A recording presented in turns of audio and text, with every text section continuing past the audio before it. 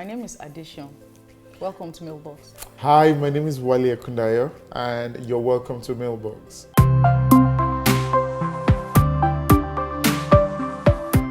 The first question for today is a fellow who says, Jennifer, who is talking from Turkey. He says, I know I was selfish from marrying my husband, knowing well that I didn't love him. But as they say, it's better for the man to love you more. It's been 2 years and I feel choked. My husband literally begged me to marry him, which I did because of how caring and kind he was to me. How do I deal with this feeling before I lose my mind? Hi, Jennifer. Stuck in my marriage. So your mail is very clear. To start with, it's been 2 years already, so we are here. So it's not a function of you trying to find your feet in the marriage. So to start with, there are some basic principles in getting married that obviously wasn't considered before she made the decision. Right. First is that she didn't love the guy. Don't go for somebody you don't love. Don't go for somebody that is not your friend. That's one. The other part is that he begged you to marry him. So you don't also go into marriage on pity situation because it's a long journey. However, the deed has been done. The way forward is that you have to learn to love him. You've already made that decision. That's the truth. Whatever the situation is, you have to come to the terms that this is your husband. It's not like the guy is, just like you said, the guy is nice. You made it clear to us. You said he's caring and is kind to you. That's one of the most important things that you need in marriage. So for me, I prefer kind than love. You see that kind, when you have somebody, when you have a guy that is kind, you can't just understand how heavy that word is. There's a lot of misconception about kindness. Right. And the way people rate kindness, they just see it as one of the qualities. It's actually a major... Actually, people think kindness is weakness. Oh my days. So even if the guy, if somebody loves you, so the way the love that we call love, it comes off and on. Right. But you see, kindness is a character. Yeah. It's one of the attributes of God. Correct. Irrespective of the situation, right. The guy just comes genuine, not to you alone, because for a kind person, it's 360. Yeah. A kind person is just kind. Yeah. So, and he's not only kind, you said he's caring. So, my dear, the job is even easy for you. It's easy in the sense that you just need to go to God in the place of prayer. You need to learn to start to love this guy. Because the truth about the matter is, because the solution is not even you looking for another option. Because the process is still the process. Absolutely. You have to deal with yourself first. So you must speak with God in the place of prayer. There are certain things that you begin to now, you need to start seeing the guy in that light. Right. Wherever your focus is out there, thinking the other side is greener, just bring everything back home. Right. Trust me, if you can begin to practice, because it's also, have you not seen a situation that a guy walks up to you and you really don't like the guy, but after a while, you begin to, warm up to the person. So please, just try and imbibe this. The other flip is the fact that one of the surveys that have been done, which is the statistics in India, the statistics shows that in India, the arranged marriage is a lot more successful than the ones who claim to love themselves. Right. Love is a chemistry. It can be reacted. It's a reaction. It's chemistry reacting with one chemistry. Right. Now, over time, like you made mention, they would eventually get to love each other because she hasn't given the guy a chance. Right. So what has happened is that she has an expectation of a type of person that she wants, and usually they are possibly physical attributes and some other things. No, but she's just realizing that after 2 years. After 2 years, right? So it's still that, I have all of this, but there's a sense of I'm missing something.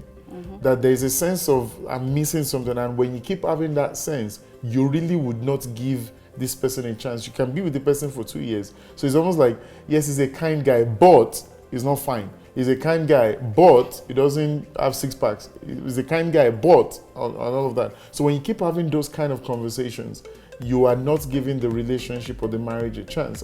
However, you are in this relationship, you've got to learn to make it work. And how to learn to make it work is that God himself will teach you to love. We never merited God's love, but he loved us still.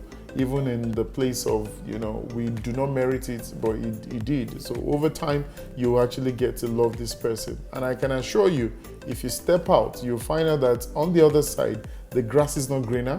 No. It is greener only on the side where you water it. So water your marriage and you'll find joy in it. Right, and it's even possible that, so Jennifer, it's possible that you went into marriage with certain expectations. So, because, take for example, habit as well. People feel they can actually change people, and then you too, you feel you can actually, there's some narrative that is beyond your control, such as marriage. There are two people from different backgrounds coming together. So there are even a lot of character that will come up when you guys are in a marriage. So also be open to change. Because in marriage, you find that a lot of people, they have a certain prototype. Oh, this is how we've been doing in year 1. So it must repeat in year 2. It must repeat in year 3.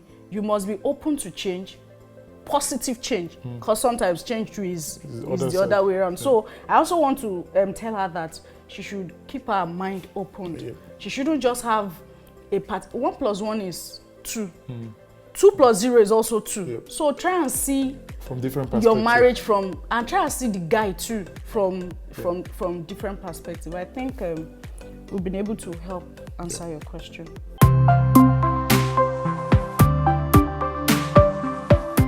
Next question. It says, I want more from the deal I gave my friend. Said I'd seen how my friend had struggled with his business. So when a client of mine needed his service, I quickly introduced them to each other.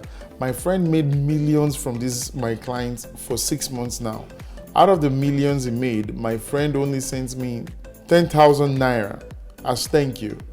I see it as being ungrateful and even thinking of not introducing him to anyone again. My friend says I'm wrong. What do you think? Collins from Abuja. So, Collins, so there are 2 ways to this conversation, right? So if it was a deal that you guys agreed on a certain percentage, clear cut is different. If it's just an assumption that he should say thank you, because from your mail it looks like it was just an expectation. So this is it. When you help, right? Don't always set your mind to getting back from the person you've poured into. You've helped, move on. That's the truth. But when it comes to business, a lot of people can be a bit sensitive to conversations like this. The truth about the matter is, you said he's your friend now. It's not as if you guys are just acquaintances. Exactly. So for you guys to be friends, there are conversations that you can just sit down and have and like, guy, what's going on, I mean, at least. But you said he gave you something. It's just that what he gave you wasn't enough. Right. Meaning there's a form of some sign of breach that I see as well. So I think, Collins, all you just need to do is to always have a mindset that whenever you help, don't expect that. Don't have a certain expectation, especially when it's not communicated. Or what you think? I agree. So usually in business, when people link people up, the first thing you said was that this guy has struggled in business for a while. Now, and you call them a friend. Maybe we don't. I want to believe we understand the meaning of friendship. When the reason why you introduced this person to this other person was because you wanted him to thrive in his business. Not because you wanted to make money off him. Not because you wanted to make money off him in the first place. Right. So the expectation was clear from the get-go as to what you wanted to do, which was, I need to help my friend. Now let it remain that way. And usually when you help people, all right, it's important that even the amount of money that he gives you, even if he gave you 90% of it, truth about the matter is that you really would not have gotten more from that particular conversation if God himself rewards you based on the help that you've given to this particular person. Right. So there's expectation, there is greed going on, and also if you had communicated, it would have been a bit more easier to say. What if, for instance, the deal didn't go well? What if the guy actually even made a loss from this entire conversation and he just needed that boost for his confidence, not necessarily to even make profit from it? So it's important that you kind of adjust your expectation, all right? And even going forward, have conversations about these things before, you start up. Yes, then another thing I want to address is that you said out of the millions he made, my friend only sent 10,000 to me. How do you know he made? So so another thing that must be clear with people is that once you have funds for a certain project, there's the actual cost that the person would incur in doing that project. Cost. God bless you. You know, there are a lot of conversations around it. For all you care, if he even made $1 million, it's possible that the guy spent $950 on this project. Is it? You know, there are sometimes that you even add more to a project just for the sake of dealing it and then continuity. So you can't be assuming a lot of things. Now, I'm not saying you shouldn't react. Of course, it's your friend, but in reacting, don't make it look like a big deal. It's even a conversation you can have, you know. For all you care, this thing that you've been carrying on your head, it could just be something you guys will laugh over and say, guy, I didn't even make anything. I even want to tell clients to give me more. Right. You understand what I'm saying? I think we've gotten used to this model of business, which is finder's fee. And to be honest, there is no place, you know, well, maybe you're talking as a general practitioner in terms of business and all of that, but the truth about the matter is that every time you help anyone, genuine help, if you render genuine help to people, never at any point in time expect it from those people. All right?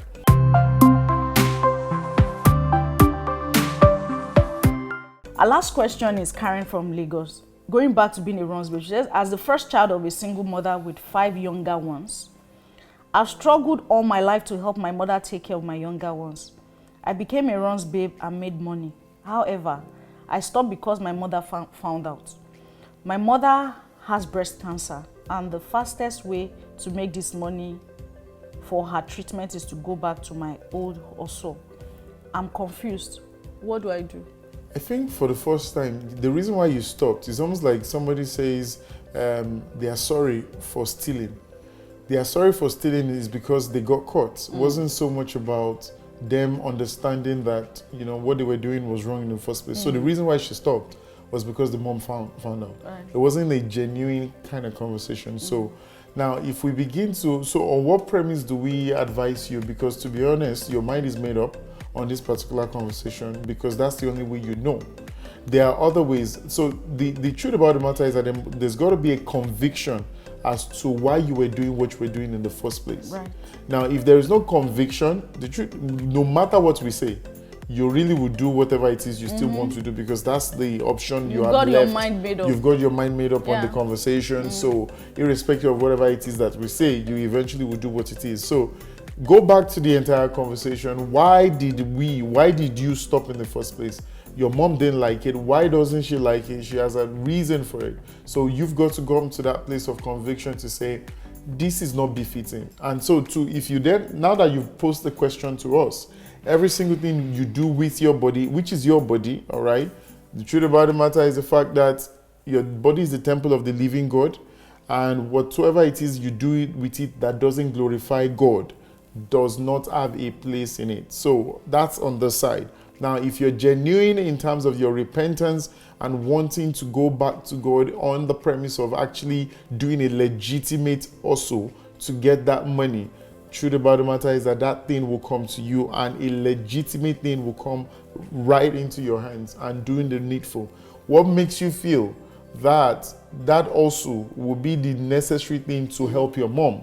It could be something else. It could be people coming through. It could be anything. You really don't have to do any of those things. Then what I think again is, Karen, you are doing yourself a lot of, let me use the word damage, because your future is actually concerned.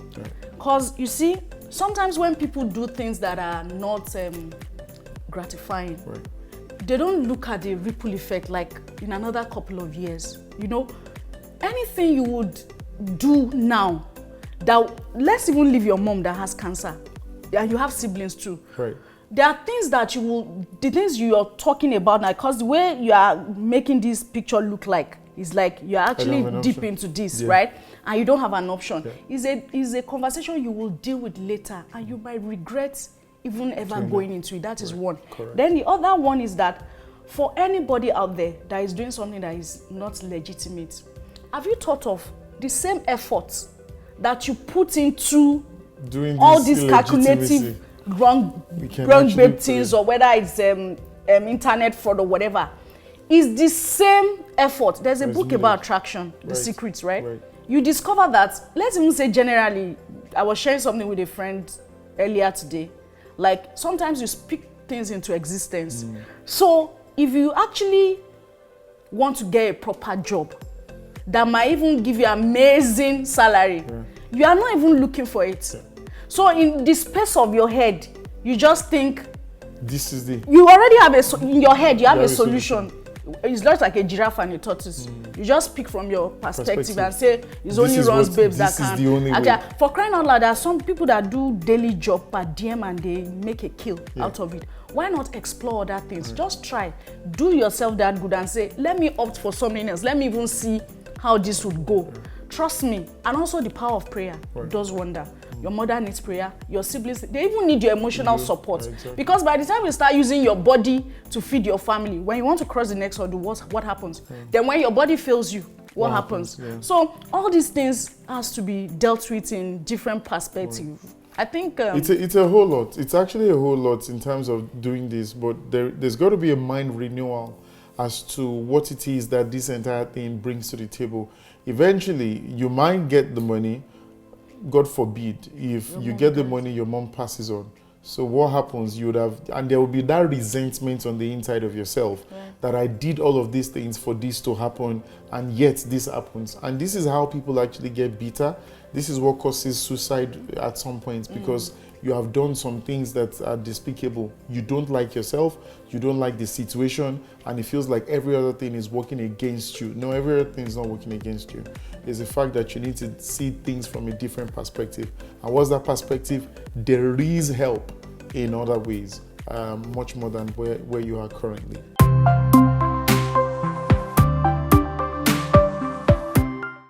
And so we've come to the end of this particular episode. Thank you for joining us on Mailbox. God bless you. And my name is Wale Ekundayo, and we have Adishon. Till next time. Bye.